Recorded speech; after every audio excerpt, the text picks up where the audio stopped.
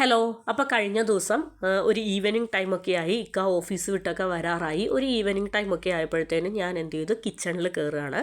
കിച്ചണിൽ കയറിയതിന് ശേഷം ഈവനിങ്, അതായത് കടിഞ്ചായക്ക് എന്തെങ്കിലും സ്നാക്ക് ആക്കാമെന്ന് വിചാരിച്ചിട്ടാണ് ഞാൻ കിച്ചണിൽ കയറിയത്. അപ്പോൾ അതൊന്ന് നോക്കിയപ്പോഴത്തേനും കോളിഫ്ലവർ ഇരിപ്പുണ്ട്. അപ്പോൾ കോളിഫ്ലവർ ഉണ്ട്, അതുപോലെ തന്നെ മുട്ട ഇരിപ്പുണ്ടല്ലോ. അപ്പോൾ കോളിഫ്ലവറും മുട്ടയും വെച്ചിട്ട് ഇപ്പോൾ കോളിഫ്ലവർ ബജ്ജിയും മുട്ട ബജ്ജിയും ഉണ്ടാക്കാമെന്നാണ് വിചാരിക്കുന്നത്. അപ്പോൾ 2 ടൈപ്പ് ബജ്ജി ഉണ്ടാക്കാനുള്ള കാര്യം എന്താണെന്ന് വെച്ചാൽ, മുട്ട ബജ്ജി ആയിരിക്കും ഇക്ക കഴിക്കാൻ ചാൻസ്. ഇക്കാക്ക് കോളിഫ്ലവർ ബജ്ജി എന്ന് പറയുന്നത് വലിയ താല്പര്യമില്ല. പിന്നെ എനിക്കെന്ന് പറയുന്നത് ഭയങ്കര ഇഷ്ടമാണ് കോളിഫ്ലവർ ബജ്ജി. അപ്പോൾ 2 പേരുടെ ഇഷ്ടത്തിനുള്ള ഐറ്റംസ് ഇരിക്കട്ടെ എന്ന് വിചാരിച്ചിട്ടാണ് രണ്ടും ഉണ്ടാക്കാൻ റെഡിയാക്കുന്നത്. അപ്പോൾ ഇതാ നമുക്ക് ആമസോണിൽ നിന്ന് ഒരു ബോക്സ് വന്നിട്ടുണ്ട്.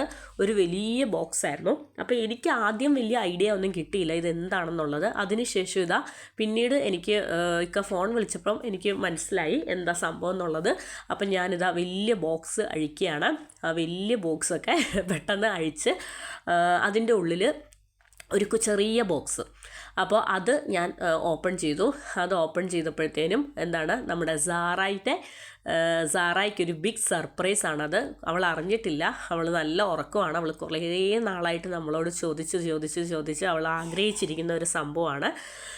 അപ്പോൾ ടാബാണ്. ഇതെന്താ സംഭവം എന്ന് പറഞ്ഞാൽ, അവൾക്ക് സ്കൂളിലൊക്കെ അവൾ പോയി തുടങ്ങിയല്ലോ. അപ്പം എന്താണെന്ന് വെച്ചാൽ എല്ലാ ഫ്രൈഡേ അല്ല, ഓൾട്ടർനേറ്റീവ് ഫ്രൈഡേയ്സിൽ മോൾക്ക് ഓൺലൈൻ ക്ലാസ് ആണ്.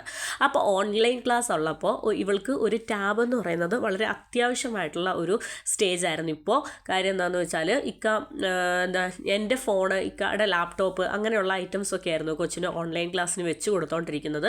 അതൊന്നും അത്ര കാര്യങ്ങൾ ഇപ്പോഴത്തെ സിറ്റുവേഷനിൽ അത് പറ്റുന്നില്ല.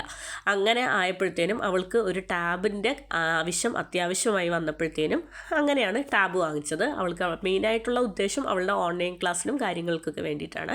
അപ്പോൾ ഞാൻ എൻ്റെ കോളിഫ്ലവർ എടുത്തു. അതിൻ്റെ പുറമേ ഉള്ള കവറും കാര്യങ്ങളൊക്കെ മാറ്റിയതിന് ശേഷം അത് ക്ലീൻ ആക്കാനുള്ള കാര്യങ്ങൾ നോക്കണം. പിന്നീട് കുക്കറിലേക്ക് ഒരു 4 മുട്ടയാണ് വെച്ചിരിക്കുന്നത്. അപ്പോൾ 4 മുട്ടയെന്ന് പറയുമ്പോഴത്തേനും ഒരു 8 പീസ് മുട്ട ബജ്ജി നമുക്ക് കിട്ടുമല്ലോ. അപ്പോൾ ഉപ്പിട്ട് നമ്മൾ മുട്ട ബോയിൽ ചെയ്യാണ്. ഒരു 1 വിസിൽ അല്ലെങ്കിൽ 2 വിസിൽ, 1 or 2 വിസിലാവും കഴിഞ്ഞാൽ മുട്ട സെറ്റാവും. അതിനുശേഷം കോളിഫ്ലവർ എല്ലാം ഞാൻ ചെറിയ പീസായിട്ട് കട്ട് ചെയ്ത് എടുത്തിട്ടുണ്ട്. ചെറിയ പീസുകളാക്കിയും കട്ട് ചെയ്തെടുത്തിട്ടുണ്ട്, വലിയ പീസുകളായിട്ടും കട്ട് ചെയ്തിട്ടുണ്ട്. എനിക്ക് ഈ വലിയ പീസ് നമ്മുടെ ബജ്ജിയുടെ ബാറ്ററിൽ മുക്കിയിട്ട് പൊരിച്ചിട്ട് ടൊമാറ്റോ സോസും കൂട്ടി കഴിക്കാൻ ഭയങ്കര ഇഷ്ടമാണ്. അപ്പോൾ ആ ഉള്ളിലെ ആ ഒരു കോളിഫ്ലവർ ഉണ്ടല്ലോ, വെന്ത് കഴിയുമ്പോഴത്തേനും കോളിഫ്ലവർ കഴിക്കാനായിട്ട് ഭയങ്കര ടേസ്റ്റാണ്. അപ്പോൾ വലിയ പീസ് കഴിക്കാൻ എനിക്ക് ഭയങ്കര ഇഷ്ടമാണ്. പിന്നെ കുറച്ച് കോളിഫ്ലവർ ഇക്കാക്ക് വേണ്ടി ചെറിയ പീസും ആക്കിയിട്ടുണ്ട്.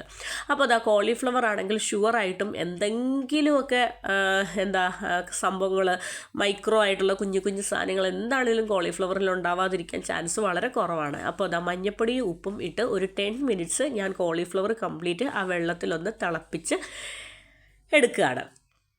അപ്പോൾ കോളിഫ്ലവർ എന്ന് പറയുമ്പോൾ എത്ര ഫ്രഷ് കോളിഫ്ലവർ ആണെങ്കിലും എന്തെങ്കിലുമൊക്കെ ഒരു പൊട്ടും പൊടിയും കാര്യങ്ങളും ഒക്കെ നമ്മൾ കീനായിട്ട് ഒബ്സർവ് ചെയ്താൽ അതിൽ ഉണ്ടാവും.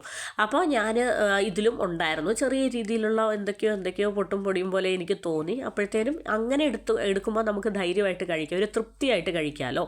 അപ്പോൾ ഞാൻ അതിന് ശേഷം കോളിഫ്ലവറൊക്കെ ബോയിൽ ചെയ്യാൻ വെച്ചതിന് ശേഷം ഞാൻ എന്ത് ചെയ്തു, നമ്മുടെ ബജ്ജിക്കുള്ള ബാറ്റർ റെഡിയാക്കുകയാണ്. അപ്പോൾ എൻ്റെ അളവെന്ന് പറയുന്നത് എല്ലാവരുടെ അളവുകൾ ഡിഫറെൻ്റ് ആണ്. അത് ഓരോരുത്തർ അവരുടെ ടേസ്റ്റ് ബഡ്സിനനുസരിച്ച്, ഓരോരുത്തരുടെ വായുടെ രുചി അനുസരിച്ചിട്ടാണല്ലോ ഓരോരുത്തർ അങ്ങോട്ടും ഇങ്ങോട്ടും ബാറ്റർ റെഡിയാക്കുന്നത്. എൻ്റെ എന്ന് പറയുന്നത് 1 കപ്പ് മൈദയ്ക്ക് 1/2 കപ്പ് കടലമാവ്, പിന്നെ ആവശ്യത്തിന് ചില്ലി പൗഡർ, പിന്നെ ഞാൻ കുറച്ച് കൂടുതൽ കായപ്പൊടി ഇടും, പിന്നെ ആവശ്യത്തിന് ഉപ്പ്, പിന്നെ ജിഞ്ചർ ഗാർലിക് പേസ്റ്റ്. ഞാൻ ഇന്ന് ചേർക്കുന്നത് റെഡിമെയ്ഡ് ജിഞ്ചർ ഗാർലിക് പേസ്റ്റാണ്. അപ്പോൾ ആവശ്യത്തിന് വെള്ളവും ചേർത്തിട്ട് ഞാനൊരു ബാറ്റർ റെഡിയാക്കുകയാണ്. വളരെ ലൂസും അല്ല വളരെ തിക്കും അല്ലാത്ത ഒരു കൺസിസ്റ്റൻസിയിലുള്ള ഒരു ബാറ്റർ. അപ്പോൾ നമ്മുടെ ഞാൻ ഒന്നും കൂടെ ഓപ്പൺ ചെയ്തിട്ട് ഒന്നും കൂടെ ഒന്ന് ഇളക്കിയൊക്കെ റെഡിയാക്കി മാറ്റി വെച്ചതാണ്. കുറച്ച് നേരം കൂടെ കിടക്കട്ടെ. ഇപ്പോൾ ഒരു 5 മിനിറ്റ്സേ ആയുള്ളൂ, ഇനി ഒരു 5 മിനിറ്റ്സും കൂടെ കിടക്കട്ടെ. ഞാൻ ടോട്ടൽ 10 മിനിറ്റ്സ് ബോയിൽ ചെയ്യാമെന്നാണ് വിചാരിക്കുന്നത്. അതിന് ശേഷം നമ്മുടെ ബാറ്റർ റെഡിയായി. അതിന് ശേഷം ഇതും നമ്മുടെ എന്ത് ചെയ്തു, നന്നായിട്ട് ഒരു 10 മിനിറ്റ്സ് ഇട്ട് റെഡിയാക്കിയതിന് ശേഷം എന്ത് ചെയ്തു, അതും ഡ്രെയിൻ ചെയ്ത് മാറ്റി. നമ്മുടെ ബാറ്റർ കണ്ടു ഒരു പഴംപൊരിയുടെ കൺസിസ്റ്റൻസി, ആ ഒരു കൺസിസ്റ്റൻസി ആവണം. കാരണം ഒത്തിരി തിക്കും ആവരുത്, ഒത്തിരി ലൂസും ആവരുത്. ഈ ഒരു പരുവത്തിലാണെങ്കിൽ മാത്രമേ നമ്മുടെ ബാറ്റർ കംപ്ലീറ്റ് ആയിട്ട് കോളിഫ്ലവർ ആണെങ്കിലും മുട്ടയാണെങ്കിലും ബാറ്റർ കംപ്ലീറ്റ് കവർ ചെയ്യുള്ളൂ. അപ്പോൾ കംപ്ലീറ്റ് ആയിട്ട് കവർ ചെയ്താൽ മാത്രമേ ബജ്ജികൾക്ക് ടേസ്റ്റ് ഉണ്ടാവുള്ളൂ. അപ്പോൾ അങ്ങനെയാണ്.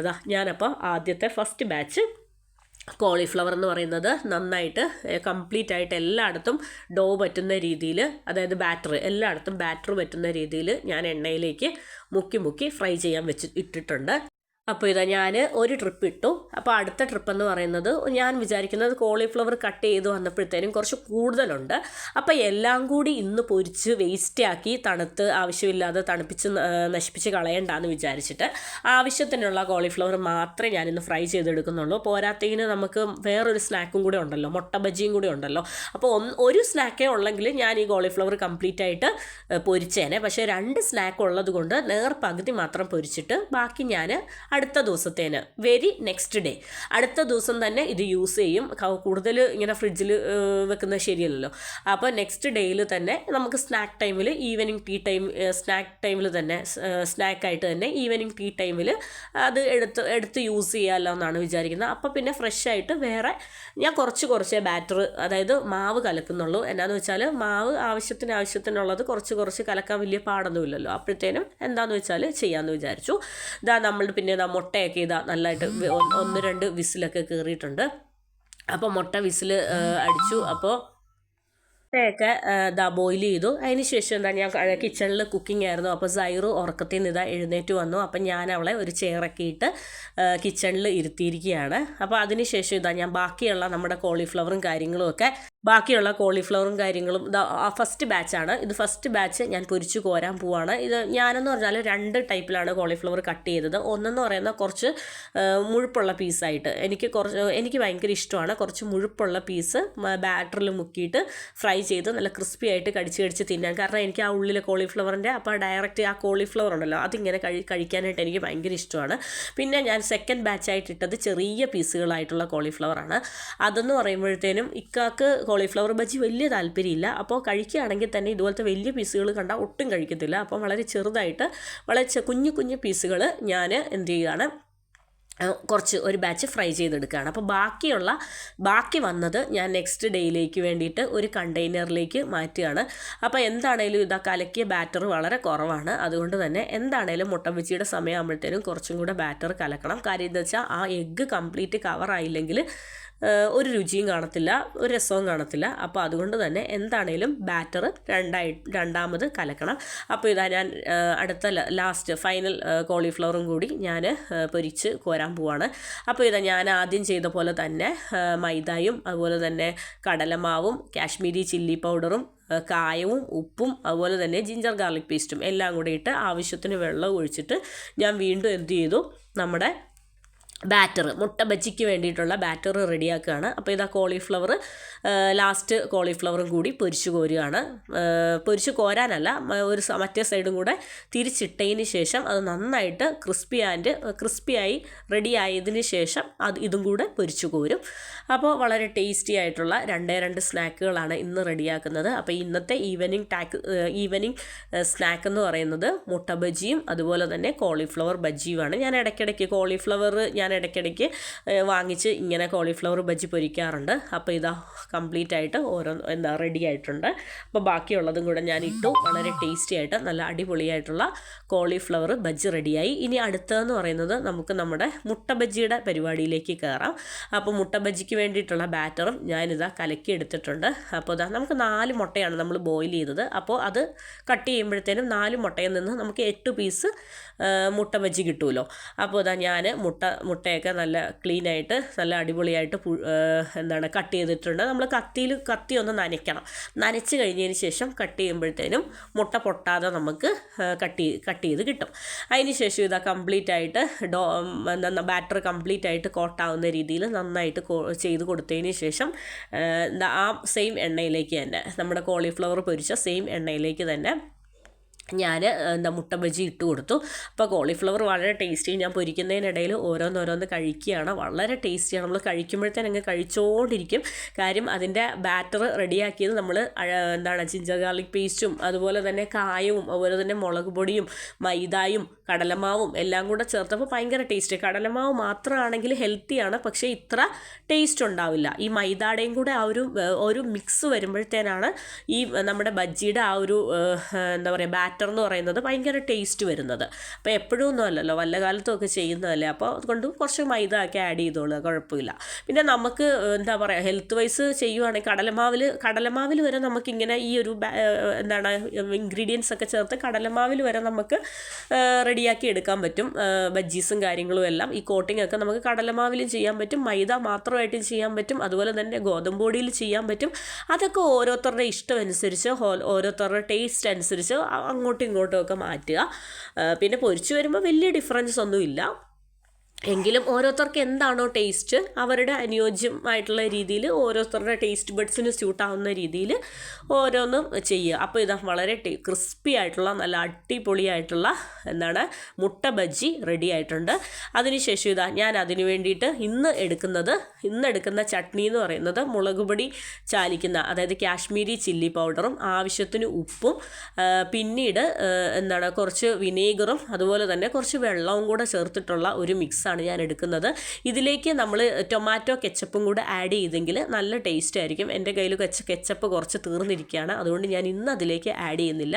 നിങ്ങൾ ആഡ് ചെയ്യുമ്പോഴത്തേനും ഈ ഒരു ചില്ലി പൗഡറിൻ്റെ ഈ ഒരു മിക്സിലേക്ക് ടൊമാറ്റോ കെച്ചപ്പും കൂടെ ആഡ് ചെയ്ത് അതിൽ ഡിപ്പ് ചെയ്ത് കഴിക്കുമ്പോൾ നല്ലതാണ്.